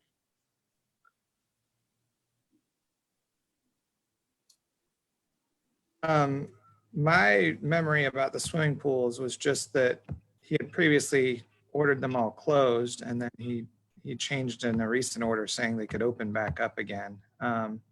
I'm trying to pull up the specific order right now. I can advise you more detail on that. You're still going to have the social gathering. Yeah. Right. Yeah. Right. Yes. General social distancing will still applies, but I can't recall Distance in a pool. about the pools. So the water park is gonna have to, they'll have to, like in the stores, have to have tape that said that's 6 feet apart and stuff, or have somebody to make sure. I think it's gonna be just a hot mess to try and do that for that one business when the public could say, well, we could do that at our pool, at Dolores Brooks pool. We'll just keep them apart. And everybody knows you cannot do that at a swimming facility. So I don't know why we're trying to make this thing work. I just don't see it working in light of the fact that we're not allowing swimming in our public pools. And I think we'll get a lot of pushback from the public, and because they're paying for that. Well, they pay for the water park too, but unofficially they paid for it. But I think we'll get pushback on that. So I hope all of them are closed, and I hope that the health department does not issue any kind of permits or whatever it is for that water park to open. I think we're gonna have a lot of problems with that, and they're not gonna make any money. I see Mr. McNeil. Yeah, so I've got the most recent governor's order. This is the operative order that was issued May 12th and is in effect until the end of May. And the only place that it mentions the word pool at all is in the section about gyms and fitness centers. And one of the requirements for preventive measures, it says they have to enforce social distancing and prohibit congregating between non-cohabitating patrons especially in pools, group fitness classes, and areas where group sports regularly occur. And so that's in effect through the end of May. And it's just basically social distancing. And then to Commissioner Lucas's point, though, the health department would have to permit any pools that are operating. So if they have any additional guidelines that might apply specifically to a water park situation, then they can address that with their permitting process. Okay. So I know for me, and I think I'm reading the room correctly, that I would say let's close it, and definitely absent a presentation from the water park managers explaining their detailed and thorough social distancing safety plan, health and safety plan. So if y'all have one of them that you want to present in the next couple of days, let's schedule it. Absent of that, I think eventually we'll end up voting to making some action to postpone water park for the summer. Is where I think we're headed. It's a petri dish Yes, I for agree. COVID. Yeah. If there's anything else about water parks, I'll receive it. And we have 10 minutes left. And the research also, I think, is really important on concerts and sporting events because of our Centralplex and City Auditorium. I would love to know the governor's directive on those because those are major facilities for us. You know, we're lighting, and I don't know if there's a real point to having the City Auditorium open if it's going to be a while before we can do 10,000 people concerts. Mr. Chair, I thought Yes. Macon-Bacon was going to open their season in June. I thought I saw that, and I thought I saw they had 10 sold out games. Postponed. Oh, wow. Just for clarity, Macon-Bacon is opening in July. July, okay. And just, Maybe. I was notified on yesterday, a bit of good news from the CVB that the Centralplex, they are working on booking a major event in August, which will result in 2,600 room nights. So they are working on bringing events back to the Centralplex and the auditorium starting in July. So they've adopted the slogan, the campaign line starting in June is "We're here when you're ready." So our tourism industry is working on bringing events back as early as July. Well, So- I saw that Macon-Bacon had announced 10 sold out games. That's not social distancing. So I don't know what it was going to be in July, but kind of curious. But it's my understanding that the Macon-Bacon has reduced the seating capacity by a third. Has seating I'm sorry, capacity two a third. to a So- third? Yes, They've To a done third? what? What did they do? they Reduce- reduced the seating capacity per game. Oh, really? Okay. Yeah. But So folks how does- can't walk around either, can they?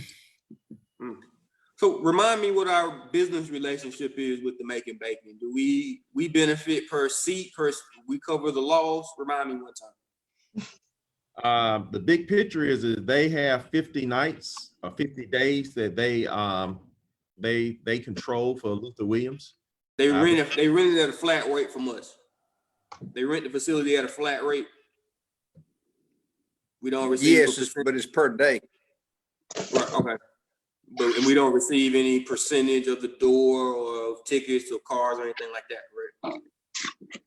Do we get any concessions? You do for some of the concessions, but Yeah. not in the park during a day that they control. Okay. We get the concessions after they pay off a whole lot of stuff out of it. It was And like then we end $900. up getting, I think last year we got maybe, $1,000? Yeah, nine. Wasn't that what it was? It was not much. It was Right, not right, much. right. Okay. All right. But it's impossible for us to lose money in Luther Williams. That's correct? Under that contract? Or is there? That is correct. Okay.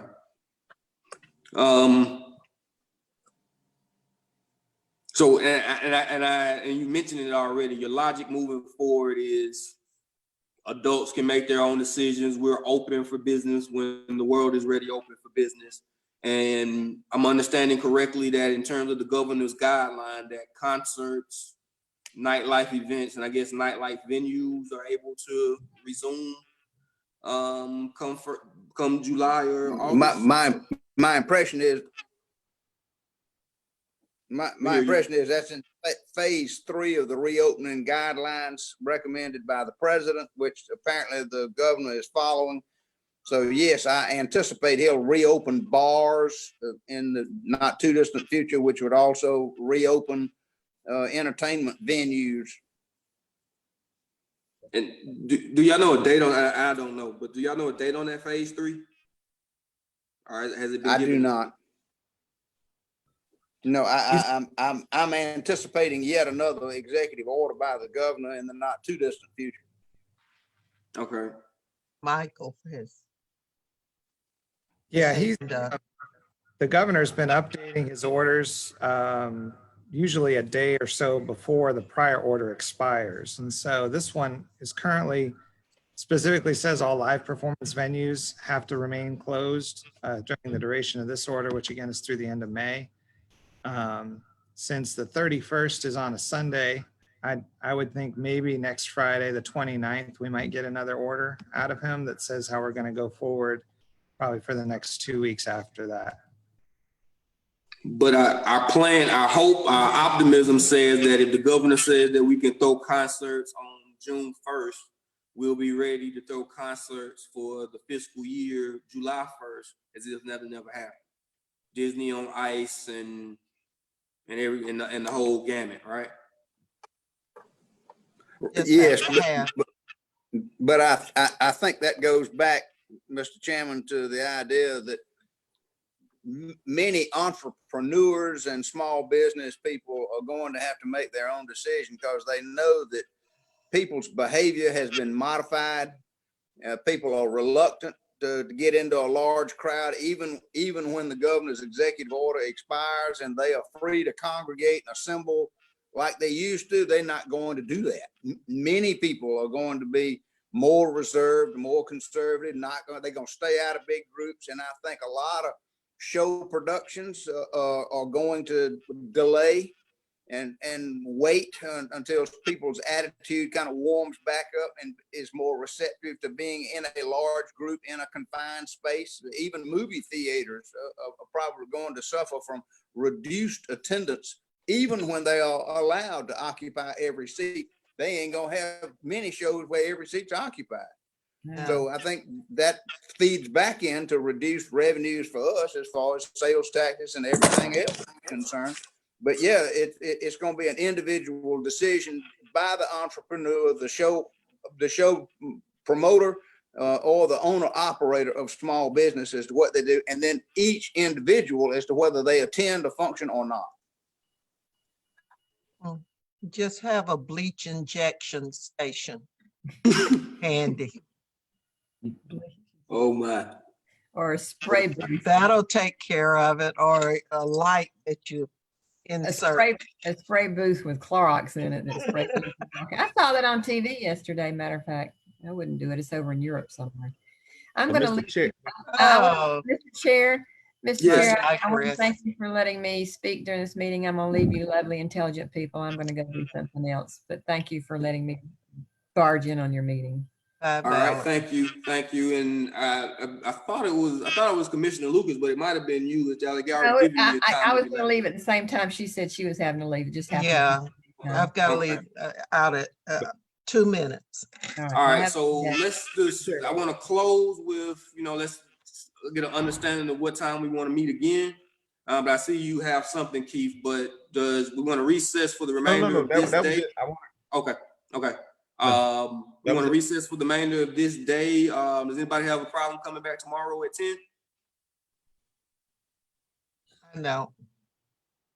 That works for everybody? sorry. Well, we can't. Tomorrow at 10 except We for got to school? publish the Yeah, I got a problem tomorrow. meeting. We got to publish it and we published for Friday, did we? No, we did not. You gotta give 24 hours notice. You got to give 24 hours notice. Oh, Yeah, and we got a mayoral forum tomorrow. Y'all hear me? Okay, so mayoral forum, so Monday we can return? They can hear you, Duke. What was the notice, Janice? The notice that I sent for today. Monday's a holiday. I sent. Jesus, so Tuesday, I mean, that gets you back to the original Tuesday then. I know Keith said we had some type of problem on Tuesday. At Yeah. 10. I can't. If you keep do doing it- that at the meeting. I was gonna say, if you do it later in the day or tomorrow, you can, So we want to come back If y'all out. want to do it tomorrow, we're gonna have to, 11:15, 11:30. There are too many We're gonna have to do it conflicts. Let's not 11:30 or try 11:15. tomorrow. It's too much be to 24 try and hours. work around. All right, so that looks like Tuesday Unless after they're lunch at this hearing. point. Yeah, and what we can do, Mr. Chairman, is we can schedule operations and finance as the final committee to meet.